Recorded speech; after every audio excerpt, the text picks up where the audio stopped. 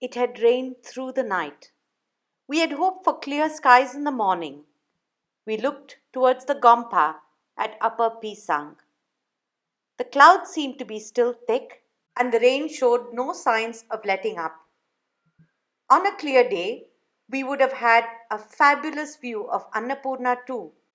As we looked at Upper Pisang and looked past the monastery, we would have raised our eyes to her, this magnificent peak always covered in snow. But today, there were only clouds and more clouds. As always, we had slept early and woken early, hoping to get a head start. But this was not to be on this day. A shaggy Lhasa Apso ambled into the breakfast room from the rain. The women outside took their umbrellas and crouched behind wood sheds. Such cold rain was so commonplace here that no one batted an eyelid. The younger child of the hostess, Maya, ran around and got into trouble. He had driven the hen with her chicks into the dining room.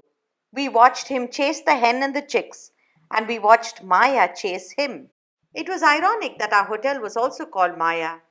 One minute you could see some of the snow capped peaks, and the next minute you realized that it was just the lower portion, and the rest ascended somewhere behind the clouds, way high into the sky. What we were seeing were these brown mountains, and behind that were the enormous snow capped peaks. Maya had shooed away the hen and the chicks. She then scooped up her little one, who had one chick awkwardly clutched in his hand, and gave him a spank on his grimy bottom. We take this time to rest and reflect and look out of the window hopefully. Maya's brother was praying in the prayer room. His sonorous voice filled the air with a certain peacefulness that seemed to permeate outside.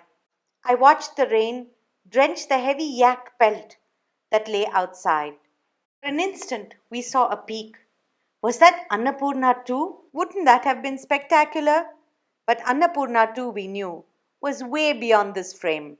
The rooster had crowed, perhaps signaling a clear sky. There was absolutely no point waiting longer. We had changed plans and we planned to go to Humde. We had to first ascend the distant peaks that we saw. It seemed like an impossible task at the time. The peak was so high up, and everything up there seemed so tiny and far away. We set out resolutely, one step at a time. It was beautiful. The sun had come out after all, and we had to shed the layers that we wore. We ascended from 10,500 to 11,300 feet, descended a bit, and ascended all over again. Brightly colored flowers surprised us at a higher altitude. We never expected to see such colors. Looking back, Upper Pisang was a tiny dot in the distance. Had we really come up this far? It seemed an astounding feat. But there we were, right up, looking down at Pisang in the Manang Valley. Thirsting for the sight of the snow peaks, we look around and greedily absorb everything that we can find. You can see the steep ascent of Annapurna, and then she's gone. We have to descend down to the valley and go to Humde. Taking a shortcut through the pine forest, we breathe in the fragrant scent of pine needles. Bushes of wildflower, some called Saans ki Phool, line the path.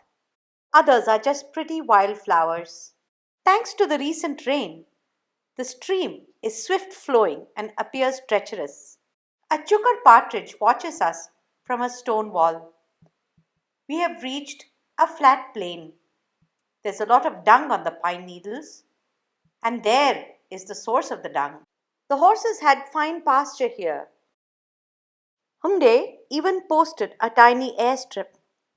This place was a little green jewel surrounded by harsh, scraggy, earthy mountainsides rent by waterfalls. As the snow melted, the water found its way down, loosening the softest rock and gouging a path for itself.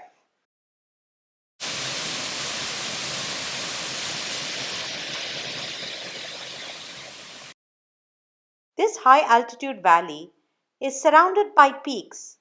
The Marsyangdi runs right through her. The nature of the shape of the valley and the rubble that forms the sides suggests that these are moraines left behind by a glacier of the past. Lashing rain has cut deep grooves into these morainous mountains, as does the meltwater from the snow capped peaks that form thousands of long waterfalls. According to the map, Annapurna too looks down directly on Humde.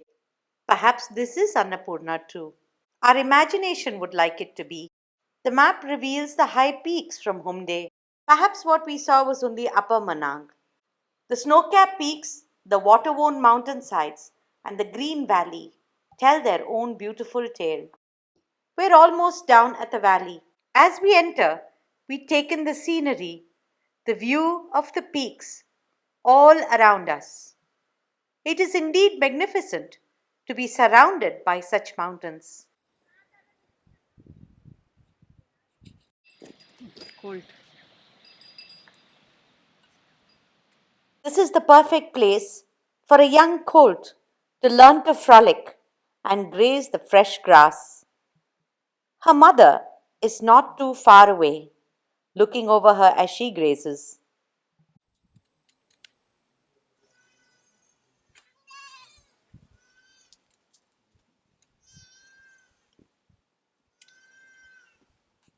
While we gaze at the peaks far away, reality takes us into a time warp.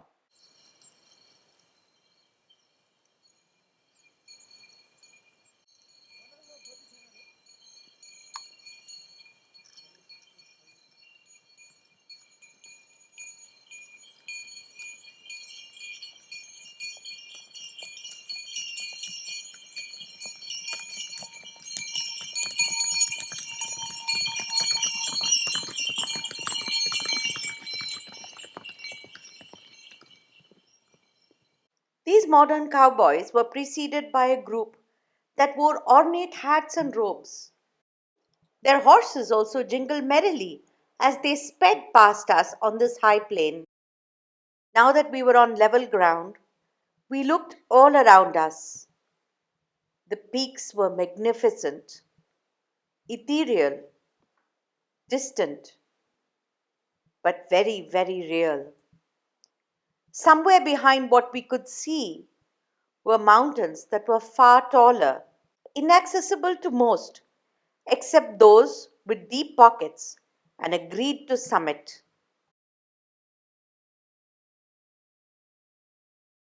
Our eyes were not distracted by what was in front of us for too long. They rose again to the clouds to see the ever changing vista before us, sights that we would see from nowhere else.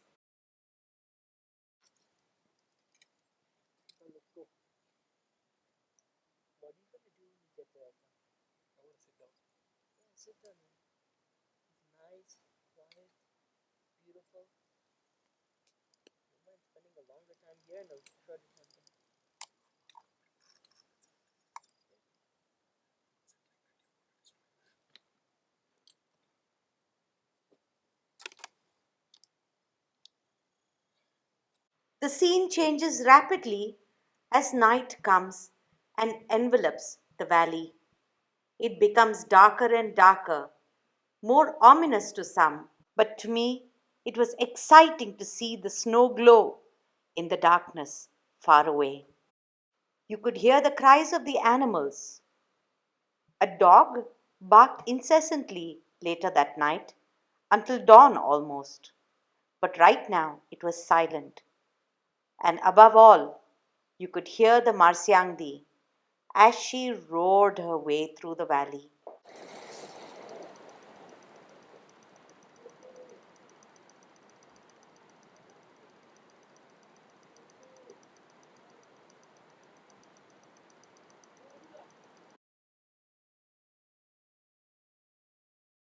Thanks for watching this What is India production. Give us a like, subscribe, and hit the bell for notifications.